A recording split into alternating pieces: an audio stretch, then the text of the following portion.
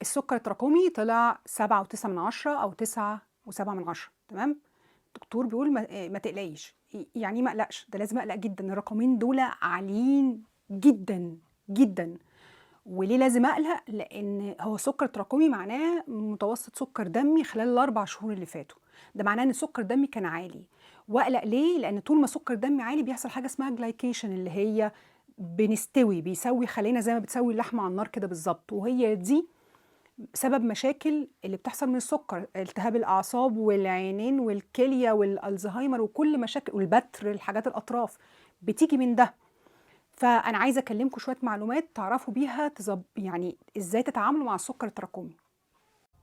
وأنا عارفة إن أنا خضّيتكم، لكن الخبر الحلو والأكيد بمشيئة الله إن التعافي منه بيحصل بصورة كاملة. كل المطلوب من حضرتك تبعد عن الضرر والأسباب اللي علّت السُكّر التراكمي، لإن ده حاجة إحنا بنعملها في نَفْسنا، إحنا اللي بنعملها بالlife style الغلط اللي إحنا عايشينه، ونقدّم له الأدوات اللي يتعافى بيها. ونصبر على كده علشان جسمنا هياخد وقت عبال ما يتعافى. كل ده اتكلمت عليه في فيديو اللي هو العلاج اللي هو ازاي نبطل دوا السكر. ارجوكم اتبعوا الحاجات دي واصبروا على جسمكم. السكر التراكمي ده يا جماعة جزء من صورة كاملة، يعني لوحده ممكن ما يقولش حاجة. يعني ايه؟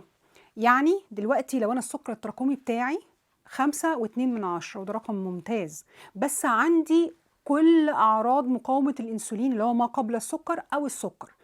يعني عاشق للحلويات والسكريات والنشويات، ما باعرفش أصوم بين الوجبات، دايمًا عايز آكل، دايمًا جعان، بعد ما باكل بابقى تعبان وهمدان وعايز أنام، عندي كرش، في كبد دهني، مرهق وتعبان على طول، في اضطرابات في النوم.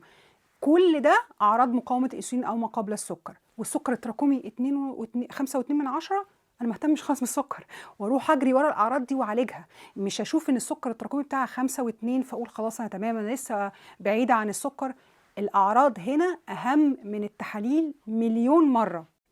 وعلى العكس بقى، أنا عملت سكر تراكمي كده طلع عالي أوي، ورجعت بعد 4 شهور لقيته نزل مثلًا 0.5 مثلًا، حاجة قليلة أوي، لكن أعراضي كلها اتحسنت، خسيت وبطني نزلت وبقى عندي طاقة، بقيت أعرف أصوم، ما بقيتش جعانة على طول ولا عاشق الحلويات وكل لا هنا بقى ما صدقش برضه السكر التراكمي وأصدق أعراضي. الأعراض أهم حاجة يا جماعة.